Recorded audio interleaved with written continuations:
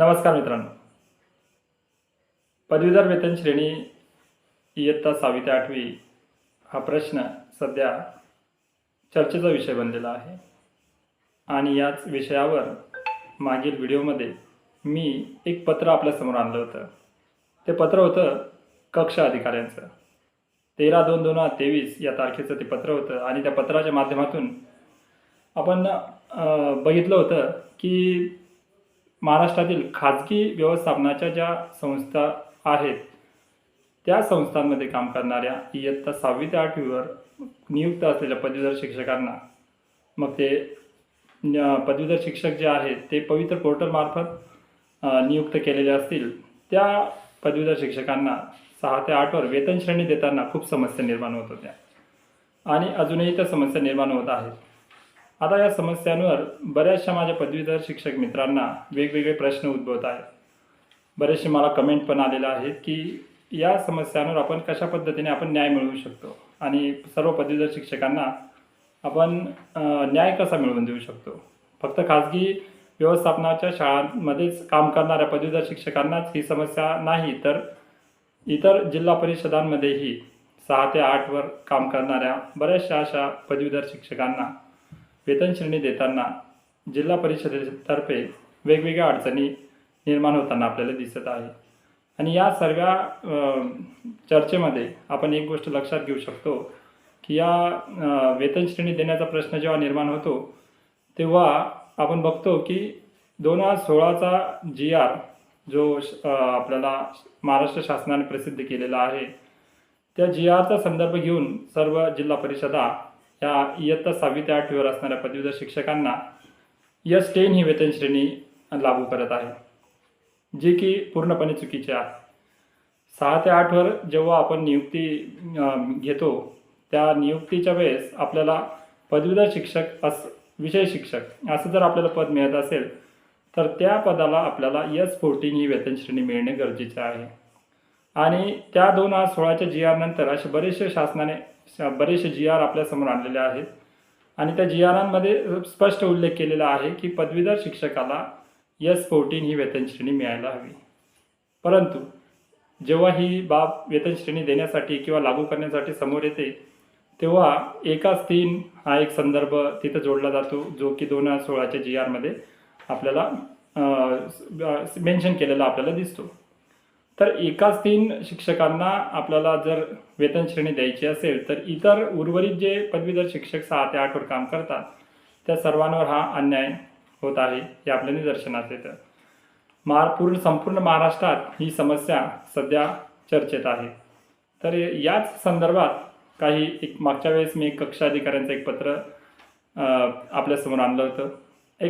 आता एक GR आपण बघूया, ज्या GRमध्ये आपल्याला स्पष्ट लक्षात येतं आहे की खाजगी व्यवस्थापनाच्या संस्थेत काम करणाऱ्या सर्व इयत्ता 6वी ते 8वी पदवीधर शिक्षकांना किंवा इतर सर्व घटकांना आपण वेतन श्रेणी देताना कोणत्या वेतन श्रेणीत आपण त्यांना मोडू शकतो.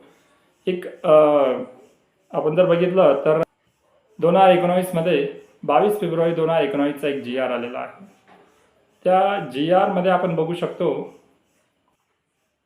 महाराष्ट्र खाजगी शाळातील कर्मचारी सेवा शर्ती नियम 1977 मधील व्याख्येनुसार असलेल्या अनुदानित अशासकीय शाळांमधील पूर्णवेळ शिक्षक व शिक्षकेतर कर्मचाऱ्यांना सुधारित वेतन संरचना लागू करण्याबाबतचा हा GR आहे. आता हा GR आपल्याला 22 फेब्रुवारी 2019 या तारखेचा आपल्याला दिसत आहे. या GRमध्ये जर आपण प्रस्तावना आणि शासन निर्णय बघितला, आपण थोडक्यात प्रस्तावना जाणून घेऊया.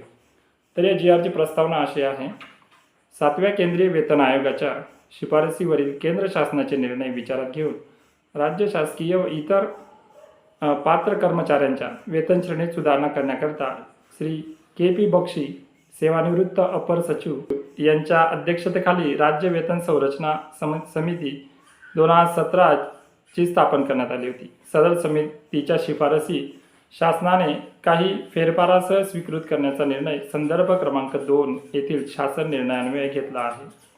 त्या अनुषंगाने इतर राज्य शासकीय कर्मचाऱ्यांबरोबर शासकीय शाळातील पूर्णवेळ शिक्षक व शिक्षकेतर कर्मचाऱ्यांना दिनांक 1 जानेवारी 2016 पासून सुधारित वेतन संरचना लागू करण्याबाबत महाराष्ट्र नागरी सेवा नियम 2018च्या संदर्भ क्रमांक 3 अन्वये अधिसूचित केले आहे. तसेच संदर्भ क्रमांक 4 या परिपत्रकानुसार प्रारंभिक वेतन श्रेणीबाबत या थकबाकी अदा करण्यासंदर्भात सविस्तर कार्यपद्धती विहित करण्यात आलेली आहे.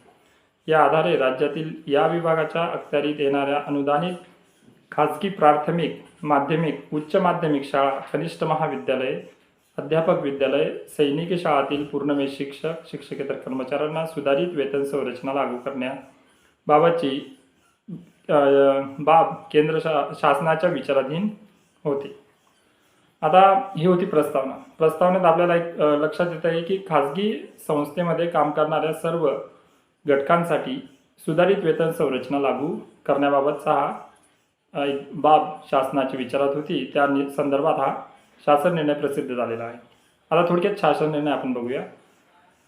शासन आता असे आदेश देत आहे की संदर्भ क्रमांक 3 अन्वये अधिसूचित केलेल्या महाराष्ट्र नागरी सेवा सुधारित वेतन नियम 2019 मधील सुधारित वेतन संरचना व वेतन निश्चितीचे नियम तसेच संदर्भ क्रमांक 4 अन्वये वेतन निश्चिती व थकबाकी अदा करण्याबाबत निर्गमित करण्यात आलेल्या सूचनासोबतच्या जोडपत्रातील अनुदानित प्राथमिक, माध्यमिक, उच्च माध्यमिक शाळा, कनिष्ठ महाविद्यालय, अध्यापक विद्यालय व सैनिकी शाळातील पूर्णवेळ शिक्षक, शिक्षकेतर कर्मचाऱ्यांना सुधारित वेतन संरचना योग्य त्या फेरफारासह लागू करण्यात येत आहे.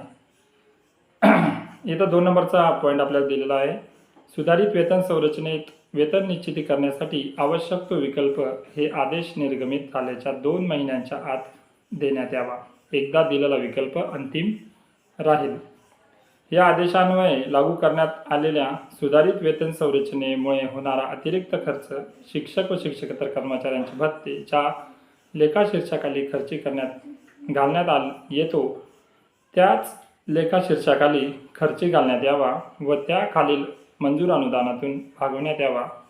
शिक्षण संचालक श्री महाराष्ट्र राज्य पुणे यांनी सुधारित अंदाज तयार करताना सदर अतिरिक्त खर्च विचारात घ्यावा. या GRच्या माध्यमातून आपण एक गोष्ट लक्षात घेतोय की या सर्व सूचीमध्ये खाली एक सूची दिली आहे त्यांनी. या सर्व सूचीमध्ये आपल्याला जर आता वेगवेगळे पदं इथं दिलेले आहेत तर त्या पदांचा जर आपण बघितलं तर वेतन श्रेणी त्यांनी कशा पद्धतीने देण्यात यावी याचा एक स्पष्ट उल्लेख इथं केलेला आहे.